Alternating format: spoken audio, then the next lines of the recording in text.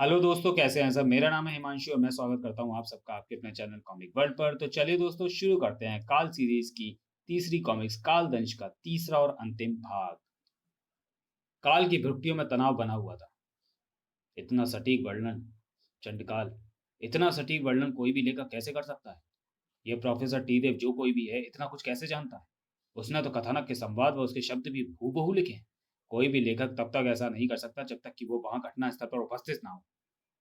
पर समझ में नहीं आ रहा कि कोई तीन युगों में कैसे रह सकता है। क्यों? तुम तीन युगों में नहीं थे? तुम्हारी तरह क्या? तुम्हारी तरह का कोई और भी हो सकता है।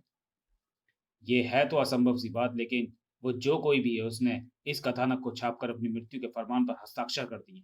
मैं ग्लोबल कॉमिक्स को नेस्तनाबूद कर दूंगा। ये प्रोफेसर जो भी होगा उसी में दबकर मर जाएगा। ग्लोबल कॉमिक्स के प्रवेश द्वार पर ही उन्हें मिल गया प्रकल भी। अरे तुम लोग, राज, जोजो, हे प्रकल, तुम भी यहाँ कैसे हो? तुम लोगों से एक बार फिर मिलकर अच्छा लग रहा है। हमें भी। फिर हमें प्रकाशक खन्ना साहब ने प्रोफेसर टी देव से मिलने का यही समय दिया था। उधर कॉन्फ्रेंस रूम में चले जाओ। Thank you. कॉन्फ्रेंस रूम में प्रोफेसर टी देव अन्य बच्चों के साथ उपस्थित थे। आपने कमाल की कहानियां लिखी हैं सर। सर, क्या यह संभव है कि काल जैसे शैतान कभी भी खत्म ना हो? हाँ, यह संभव है। भोकाल, गोजो और अश्वराज का किसी भी पौराणिक कथा में उल्लेख नहीं मिलता। फिर आप किस प्रकार उनकी कथाओं को सत्यता की कसौटी पर परखते हैं? ये सच है कि इनका कोई उल्लेख हमारे पौराणिक ग्रंथों में नहीं मिलता। बावजूद इसके ये सभी कथाएं सत्य हैं। क्या सचमुच ये कथाएं सत्य हैं? ये झूठ है। झूठ, झूठ। Yes sir. आपका ये दावा नितांत झूठा है कि ये कथाएं पूर्णतः सत्यता पर आधारित है। मैं तुम्हारे दावे की सत्यता का प्रमाण चाहता हूँ। अपने अपने परिचय के पश्चात सर्वप्रथम प्रकल ने कहा, भोकाल के इस कथानक में कहीं भी सत्यता प्रमाणित नहीं होती। आपको तो ये भी नहीं पता कि भोकाल जब महागुरु भोकाल से शक्ति प्राप्त करने के लिए भोकाल का उच्चारण करता था तो उसके हाथ में उसकी ढाल और तलवार आती थी, ना कि मृत्यु कठार। भोकाल ने अपने जीवन काल में कभी भी मृत्यु कुठार नामक अस्त्र का प्रयोग नहीं किया। यह एकदम झूठ है। और गोजो की मृत्यु की घटना में भी आपने कल्पना का जमकर सहारा लिया है। काल ने पहले अपने एक शक्तिशाली राक्षस मारमर को गोजो से लड़ने के लिए भेजा था। उस राक्षस की यह विशेषता थी कि यदि कोई उसे मार देगा तो वो खुद भी मर जाएगा। मारमर के पास मारक मारकास्त्र था जिसका प्रहार खाली नहीं जाता था। जब मारमर ने गोजो पर मारकास्त्र का प्रयोग किया तो गोजो उसके सामने से हट गया था और मारकास्त्र का शिकार हो गया था स्वयं काल। सॉरी। अपनी मृत्यु सामने देखकर काल गोजो को दबोचकर फटते ज्वालामुखी में कूद गया था। गोजो के विषय में जो कुछ मैंने बताया है वो सत्य है। इसकी सत्यता को जांचने के लिए कोई भी कसौटी ले आइए। आइला, इसको ये सब कैसे मालूम? और इस कथानक में आपने लिखा है कि अश्वराज ने स्वयं अपनी मदद के लिए तिलिस्म देव को पुकारा था। तिलिस्म देव? मैंने सपने में उसे देखा है। उफ, ये कैसा संयोग है। आज ही मैंने सपने में भी तिलिस्म देव को देखा था। उफ, ये कैसी गुत्थी है। ये बात कॉमिक के प्रथम पृष्ठ पर किए गए कथानक की सत्यता के दावे की पोल खोल रही है। वास्तव में ऐसा कुछ नहीं हुआ था। अश्वराज की शक्तियां विलक्षण थी। अश्वराज स्वयं सक्षम था। उसने काल को मारने के लिए कभी भी तिलिस्म देव की मदद लेना तो दूर उसके विषय में सोचा तक नहीं था। भोकाल, गोजो और अश्वराज सीरीज की इन कॉमिकों में सत्य घटनाओं पर आधारित कथानक का आपका दावा एकदम झूठा है। ऐसा दावा करके आपने पाठकों के विश्वास को ठगा है। नहीं, मैंने किसी के विश्वास को नहीं ठगा है। प्रोफेसर टी देव आंखें फाड़े उन तीनों को देख रहा था।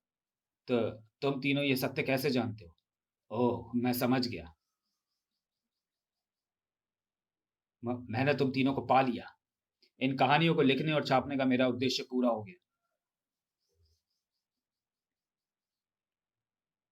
प्रोफेसर टी देव ने वह कॉन्फ्रेंस समाप्त कर दी। तुम तीनों मेरे साथ आओ, मैं तुम्हें सब कुछ बताता हूँ। आप हमें लेकर कहाँ जा रहे हैं? तुम्हारी सारी उत्सुकताओं का अंत थोड़ी ही देर में हो जाएगा। प्रोफेसर टी देव उनको लेकर छत पर पहुंचा। मुझे तुम तीनों महानायकों की तलाश थी। मेरे बच्चों, भोकाल, गोजो और अश्वराज। हाँ, वास्तव में प्रकल तुम अपने पूर्व जन्म में भोकाल थे। जो तुम गोजो और राज तुम अश्वराज। मैं भोकाल? मैं गोजो? मैं अश्वराज? ये क्या मजाक है सर? ये मजाक नहीं है, यही सत्य है। तुम तीनों पूर्व जन्म में वही थे जैसा मैंने कहा है। इम्पॉसिबल। इसमें इम्पॉसिबल जैसा कुछ भी नहीं। तुम लोग जरा अपने अपने नामों पर गौर करो। प्रकल, जोजो और राज। प्रकल, भोकाल, जोजो, गोजो, अश्वराज, राज। नामों की ये समानता तो मैंने नहीं गढ़ी, मगर उस काल की सत्यताओं को इस काल में जानने वाले आप भी प्रोफेसर टी देव नहीं हो सकते। तुमने ठीक कहा। हाँ, वास्तव में मैं तिलिस्मदेव हूँ। तिलिस्मदेव? मैं समझ नहीं पा रहा था कि वो सपना था जिसमें मैंने तिलिस्मदेव को देखा था, या अब ये सपना है जिसमें तिलिस्मदेव होने का दावा करता कोई हमारे सामने मौजूद है। हाँ, मैं वही तिलिस्मदेव हूँ। उन कालों की तुम्हारी आप बीतियों को कॉमिक का स्वरूप देने और कथानकों में जानबूझकर असत्य लिखने के पीछे मेरा मकसद तुम लोगों को ढूंढ निकालना था। इस जन्म में तुम लोग भले ही अभी साधारण मनुष्य हो, किंतु अपने अतीत में तुम लोग विलक्षण थे। मैं जानता था कि जब तुम इन कथाओं को पढ़ोगे तो तुम्हारे मस्तिष्क में पूर्व जन्म की यादें ताजा होने लगेंगी, और तुम लोग कथानक की सत्यता को लेकर किए गए मेरे दावों को झूठा सिद्ध करने के लिए मुझसे संपर्क अवश्य करोगे। यदि ये सच है तो क्या इस युग में आपका भी पुनर्जन्म हुआ है? मैंने मानवता की रक्षा का वचन दिया था। लोगों को यह सुविधा दी थी कि वे जब किसी संकट में मुझे पुकारेंगे तो मैं उनकी मदद के लिए आऊंगा। अपनी यौगिक शक्ति के बल पर जब मैंने कलयुग में काल के अंत को आतंक को महसूस किया तो मैं यहाँ भी आ पहुंचा। मैं जानता था कि कलयुग में भी यदि काल को कोई समाप्त कर सकता है तो वो तुम तीनों ही हो। मुझे विश्वास था कि जिस प्रकार काल का पुनर्जन्म हुआ है, उसी प्रकार तुम तीनों ने भी कलयुग में जन्म लिया होगा। अन्यथा सोचो कि इस काल में उन महानायकों द्वारा किए गए घटनाक्रम का पता तुम्हें कैसे लगा? वास्तव में पाप के विनाश के लिए पुण्य भी परछाई बनकर उसके साथ चलता है। इसी विश्वास के चलते मुझे तुम्हारे पुनर्जन्म का अटल विश्वास था। किंतु हम आपकी इस कहानी पर विश्वास कैसे करें? मैं तुम्हें अपना विराट रूप दिखाता हूँ, जिसे केवल तुम तीनों ही देख पाओगे।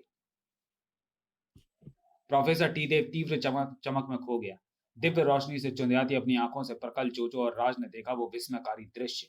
Oh my God! मेरी आंखें जरूर फिर से कोई सपना देख रही हैं। नहीं, ये सपना नहीं है।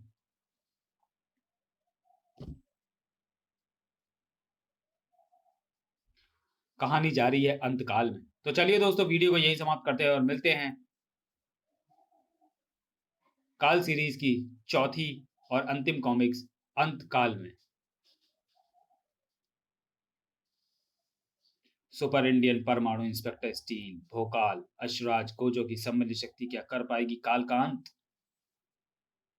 तो चलिए मिलते हैं अंतकाल में। तब तक के लिए धन्यवाद।